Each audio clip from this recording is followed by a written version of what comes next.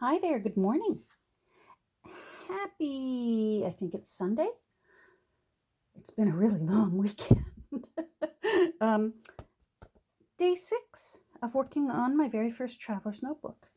Now, I'm going to try and do something real quick and then pause and let this dry. Um, for one of the pages for today, we need another piece of scrapbook paper. Um, I'm not used to digging into my scrapbook paper this much. I usually reserve it for end papers because I don't have a whole lot. Um, but this one I like, but the back isn't tea dyed. So I'm going to show you something that I do when I need quick tea dyed paper. I use an alcohol tea dye. I think this one actually is coffee in here. Um, and so what I do is it dries faster than water, and I just put it on very lightly and it'll dry quicker. So when you need fast tea or coffee dyeing, um, you might want to try just spritzing with an alcohol tea or coffee dye. So what I do is I make a really, really strong concentrate. So that's why it's easier to make a spritzer bottle of, I just use instant coffee.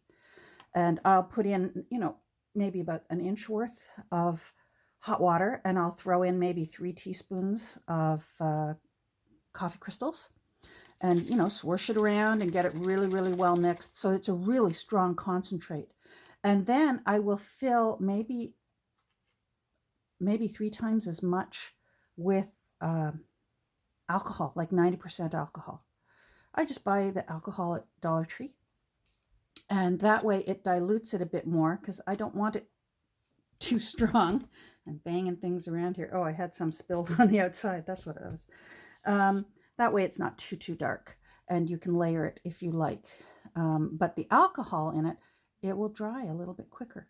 So what I do is I just spritz on. Let's hope, I haven't used this in a while. Maybe I should, I'm going to go spritz this into the sink. Hold on.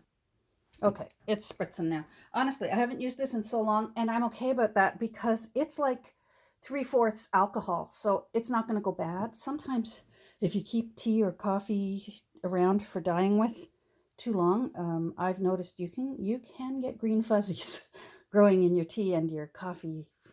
But when you've got alcohol in there, it's it's not uh, it's not going to go bad because the alcohol is a preservative. So then I give it a little like this. Now when you first spritz it on, it will smell like alcohol. So, but y'all should be used to this by now. And yes, I used y'all, and I'm Canadian. Uh, if you're using your hand sanitizer like you should be used to the smell of alcohol.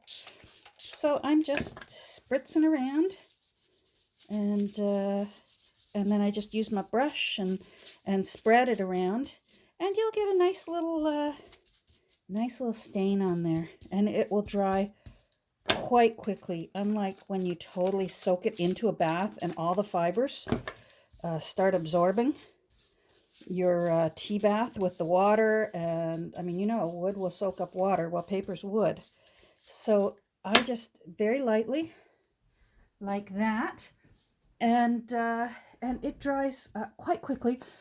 I promise you, it does, and it will stay a little bit flatter than when you do a bath version of tea dyeing or coffee dyeing. And then when you're done, if you want to, once it's dry, you can do the double process. Then you could put some of this into just a little pan, and use the bottom of a cup and make coffee rings and stuff, and it dries very, very quickly. And although it dries quickly, I am going to pause now because I don't want to waste too much of my 30 minutes just watching paper dry. So I'll see you in a second. Okay, it's dry, so you can see it's actually made it's softened up that glaring white. I've just got a little egg cup here, so I'm just going to go in and do a little secondary, double process, as I call it, just like when we do hair. And there we go. I like a double ring, then it's evident what you've actually done. And then, is there a little bit left over? I just want a few drops. There we go. All right, I'm going to let this dry.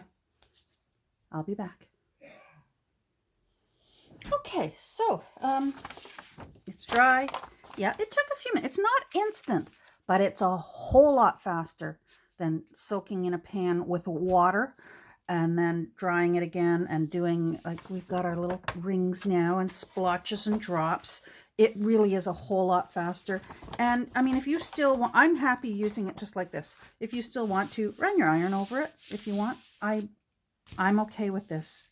So just for those of you who didn't catch what I said, I use 1/4 part approximately. These are all, just it's like cooking a sauce. A little bit of this, a little bit of that. Don't worry about it being precise. So 1/4 part of, mix up some instant coffee in some hot water, throw in a few spoonfuls.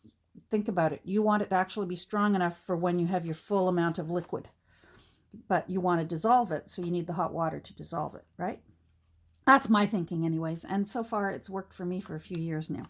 So 1/4 part concentrated instant coffee, a mixture solution, and then 3/4 part of I just get alcohol and just pour that in there, and you'll be good to go.